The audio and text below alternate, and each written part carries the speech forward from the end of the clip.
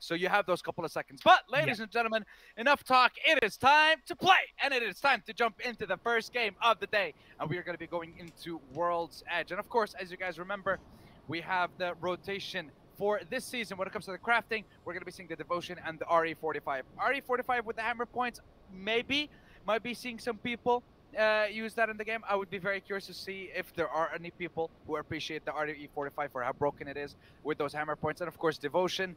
Not having the turbocharger in the crafter means you just have to work that much harder to get that weapon. And honestly, at Devotion, you don't really need skill. You just aim down and you just let it go mad.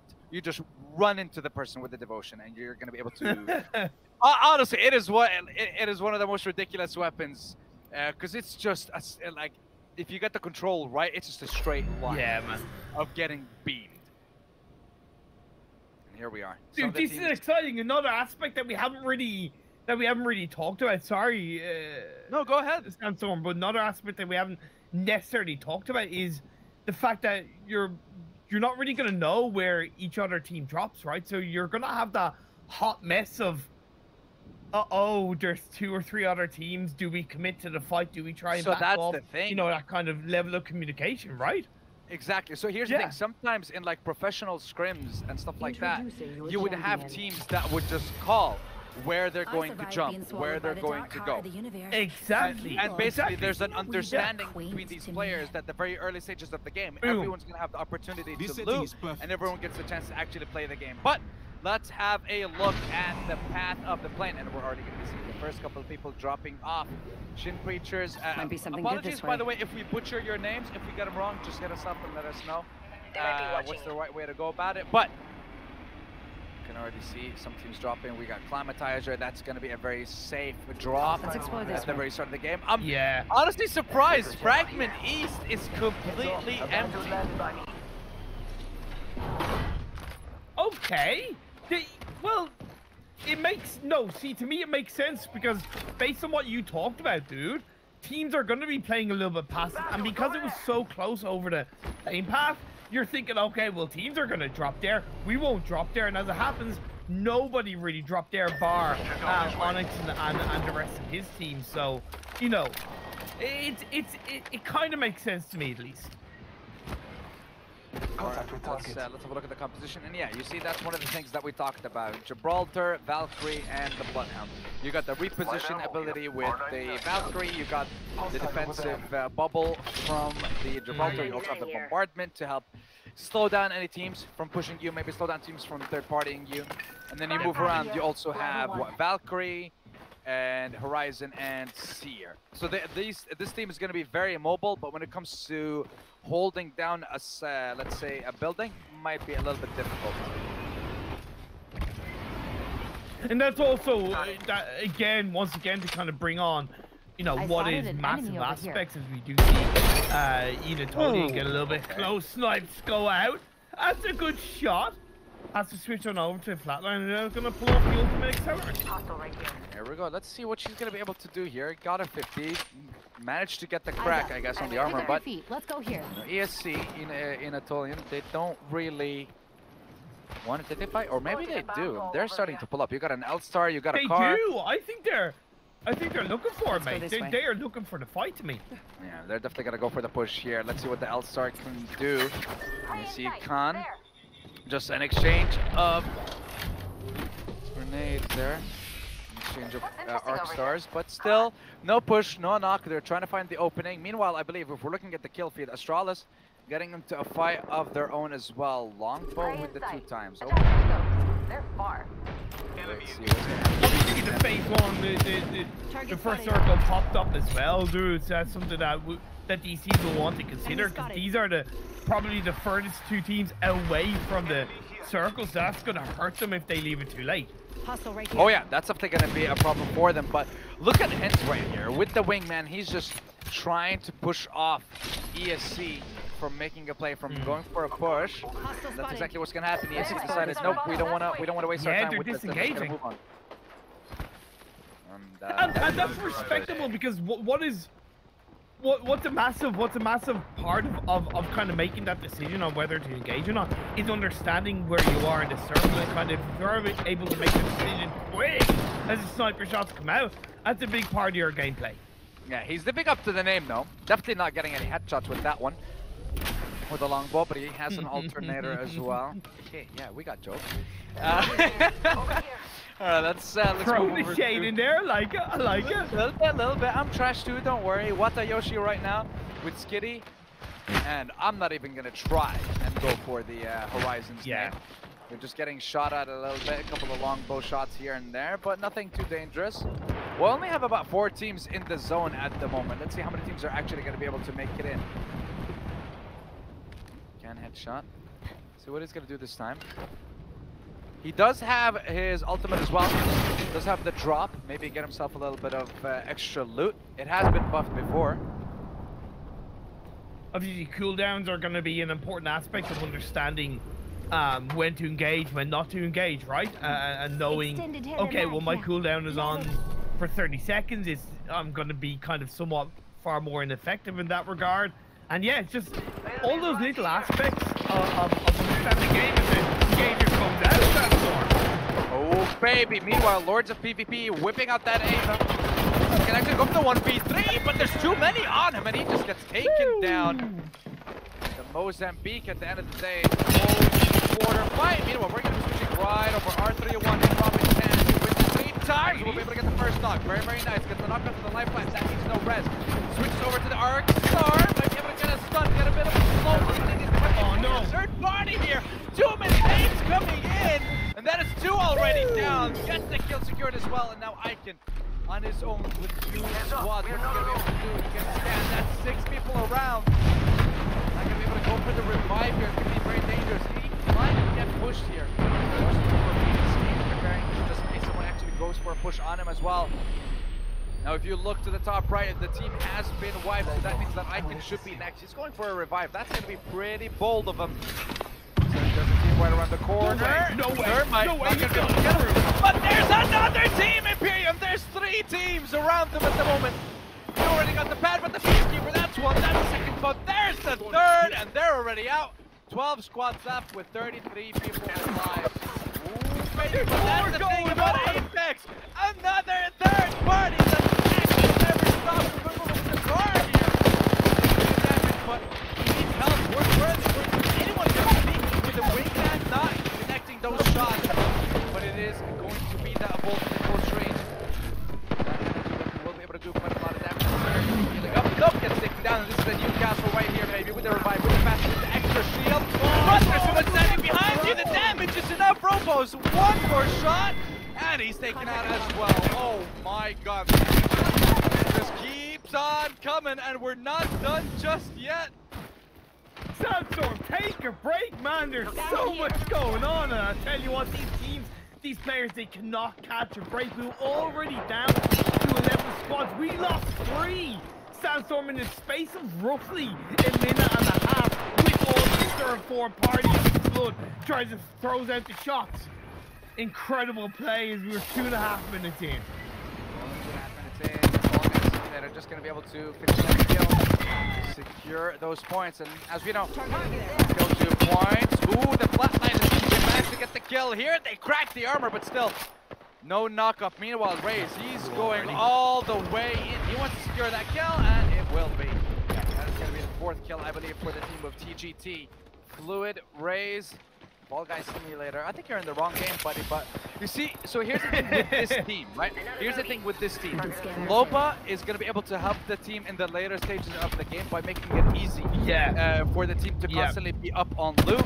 The Wraith with the portal, that's going to be their way out, and of course Valkyrie for the long range repositioning. So different comp here for Slice Shaggy Bell, but so what they're going to do here now, they're the ones that are kind of stuck. They have the Valkyrie rockets down on them, getting the stun onto the Wraith. Nice awareness, lovely awareness. Yeah, very good so far from Monster. Getting HP, arms are heavy. We're not going to keep going. We're going to stop right there. I was just going to say, please don't do, please don't. Listen, we would have done it. We would have done it. To be honest, I'm kind of surprised it's taken this long into the game for you to pull that out. Listen, we'll find another time, don't you worry. So, here's the thing. One of the recent changes in this season was the wingman being changed from a heavy weapon to a sniper weapon. So, it gives less ammo, I guess, for the wingman. But the thing is, one, now you have a skull piercer back on, so those shots matter even more if you do get some connect on them. Fall Guy Simulator just raining some ammo. Just getting a couple of hits here. I tell you, I've been impressed with Mobile Legends. They've been pretty on point with their shots. They've been very aggressive in terms of not necessarily going for the full engagement, but they're taking shots here, taking shots there. They're creating a pretty strong bubble of space that's making it much easier to play into the next phase, to play into the next part of the map. It's really nice to see these from my point of view. ImPERium. One thing I'm noticing from these teams, I don't know if a lot of them are actually going for like the beacon, just to kind of scout out where the next zone is going to be. That's one of the main things that you'd be looking at. So, for example, Ratex Esports, I'm not sure. They see someone? Yeah, they might have seen someone right there, but Torhe actually pushing up just a little bit too much. Forced to go back, he already has the bat. Meanwhile, Ray is going to be jumping in. That's a couple of good shots with the wingman. Not able to crack the armor, just gets slowed down. Is that a third party or is that the same team? Nix, as a senior, taking quite a lot of damage. He's forced to go back a little bit. The cover Horizon forces to open. Might be able to give him a little bit of cover, but not enough. Wait here on the queue. He's still going to be going for those fights. Oh my god! That is a lot of shots connecting. That's going to be the first knock. That's the opening frag, but he gets straight. It doesn't have to run inside. Man, that was very, very good for Mike. He was doing a lot around the side of that rock. He was under a lot of pressure. It wasn't not a third party. But now, if you see Nick fade in, he's going to get shot down to smithereens. Yeah, Fall Guy Simulator right now with 4 kills. He is the kill leader. Mobile Legends might be able to do it now. Heat shield, giving them a little bit more time to sort themselves out, get a little bit more loot, heal up, get ready, and then go into the zone. But the thing is, we only have 5 squads left, and these guys, their location is known. So are you gonna have someone camping them? You got the team of Mom Spaghetti pulling up any second now, but I'm not sure if they're gonna be camping them. And even then, this is what the Valkyrie is for, to avoid getting gate kept. Now the circle shifts over to the western side. That's gonna be great for Masper and the rest of his team. They have 2 players already inside circle quite comfortably, I might add. So for me, all they have to look is in that 180-degree spectrum, right, and push onto the rest of the opposing players. Let's see if they 5 squads. Soma, by the way, you can see the heat shields. They're still giving them cover, but at some point you're gonna run out. On the zone. Okay, very good push. The eBay. Those bumps are landing. That's gonna be a bit of damage. Still no crack on the armor. Spaghetti. Oh, beautiful by Soma. Oh, he does get a couple of shots, but still not enough to kind of force the team into healing. Soma, they don't want to risk it, but you know what? Wait. They do want to cook the damage, but the zone isn't going to be that strong just yet. But Dragon Ball pushes just a little bit too much. Mom Spaghetti, one more shot, and he's got the wingman. Fall Guys. He's destroying everyone at this point. Now Soma, by the way. Not sure if he's going to be able to do it outside of the zone, and he gets taken down. And Fall Guy Simulator with the clutch! Oh my god, what HP! And the heat shield is there, and local legends are still alive. They tried to have their cake and eat it too, but they met their maker, they met their match. And Fall Guy Simulator clutched it up wonderfully, Sandstorm. To be fair, better, like, not to sound bad, but such better gameplay than I kind of expected coming into this. I don't know if you're thinking the same, but that's some pretty strong competency in my eyes. Yeah, no, that was very, very well played from Fall Guy Simulator over there. So good. But wait a minute. There's no way that these guys are about to do. Ooh. Ringcast, you're one of those. We got Ringcast R301 with a charge rifle. Don't get me wrong, I'm one of those guys too. Provide more content. What do you mean by one of those? Charge. Oh, so he has a charge rifle with a 6 to 8 yeah. scope. That's all you need to know. The charge rifle is one of the most annoying weapons in the game because So It's my kind of weapon, man. It's my kind of weapon. Just saying. Ooh, there's a drop though. Let's go to the quadrant going for the Kraber. Look at Rinkaz. He's trying to scout, trying to see if he can actually get some info on who's being revived. But by the way, 4 squads, 9 people. That means there's definitely a solo or 2 maybe left in this game. Cotton-like feel. Cage is in low. Well, it can't be 2 solos. It has to be 3 solos then. No. So you got 4 squads, 9 people. Right now we have a 3 stack in front of us. We have no, my maths went horribly wrong. Apologies. Maths went horribly wrong. Yeah. You stop embarrassing Yeah, yourself. wait. I know. Jesus. So here's the thing. It's a 3v3 v2 v2, I believe. Maybe? Exactly. Or 3v3 v2 v1. I'm not sure, but we'll find out. Yeah. Exactly from the rest of the teams. At the moment, Cages and Low are the ones that need to move. Rinkaz is very, very relaxed in his spot though. So we already know who are going to be the teams that are going to benefit from the placement point. So right now, Fall Guys Simulator going for this drop. If there is a Kraber on board, that can open up the field for so many teams, for so many players to actually make a play here. If they get a knock, if they get a headshot, oh, it's a Kraber. Found a mobile respawn. It is a Kraber indeed. Are you not gonna pick it up? Low. No one. Really? No, someone's got to be going for the Kraber. He pinged it for someone, so. I was just gonna say, yeah, Raze and Fluid might take that, Kraber, but the shots are going out in their direction, Sandstorm. Yeah, that would be Rinkaz with the charge rifle, and I feel like the Kraber is like the perfect answer. And it looks like Raze might be the one that took it because he was the one that was revived. Fall Guys Simulator, you're in the open. That is very, very exposed, but getting a couple of shots, forcing them to hide. Okay. Enemy over here. Ooh. Perfect. Nice angle, but yeah, this is what we want to see. That's why you give it to the Valkyrie, because she can reposition pretty easily. He's just waiting to get that first shot. He's very, very patient. You get a headshot, that's a knock, that's a charge rifle. Oh! Whips the first one. You have quite a few, don't you worry. Raze, meanwhile, pushing up a left. There's 2 Krabers on the same team! There's 2 Krabers on the same team. Raze, you need to get a headshot. You gotta make that work. Because here's the thing, this is only a duo. They haven't seen the 3rd person pop up just yet. So they know if they get a knock, they can take this position and take the game. Oh, that's 140. Beautiful, beautiful. They know that they can push now. Fall Guys Simulator.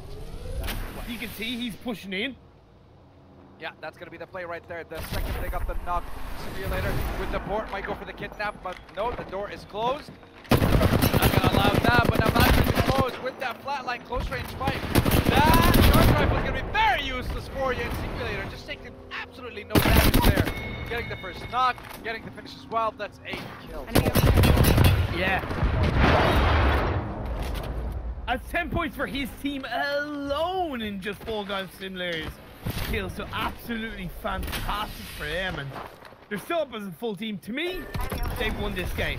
They've won this game, Sandstorm. They have the position, they have the weapons, they have the Krabers, they have the zone.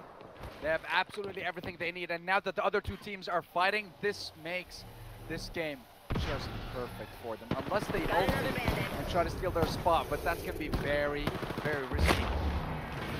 Nick Cage, they don't have a bubble to protect them to allow them to move. That's the thing. Not like Phil gets a Kraber right to the chest, 140 damage. Last first finished off, now we're down to 3v3. Yeah, it's gonna be the last 2 quads. But Fluid, Fluid got the knock. I believe that was on the 3rd team. So right now they're just working away. And here's the thing: the other team, they don't really need to do anything. They have the zone in their favor. 40 seconds and it pushes. Wow. And then this game's over. These guys need to go around the corner and ulti and beat the But they can't. There's so much pressure being laid out. Look at that push. I mean, the fact that they're pushing them, that throws the grenades, zone them away, and that's why, see, this is why in these kind of moments, you need a gimme for a bubble to allow you to reposition. But right now, they're being drained. They're using all their util, chaotic aces now. That's going to be the first one going down. Nick Cage, I'm not sure what he's going to be able to do. He's not even able to heal. Cotton's down as well, and Global Legends, ladies and gentlemen, are going to be your champions for that first game. They had a double Kraber. They had everything going in their favor. That's game 1 for Global Legends.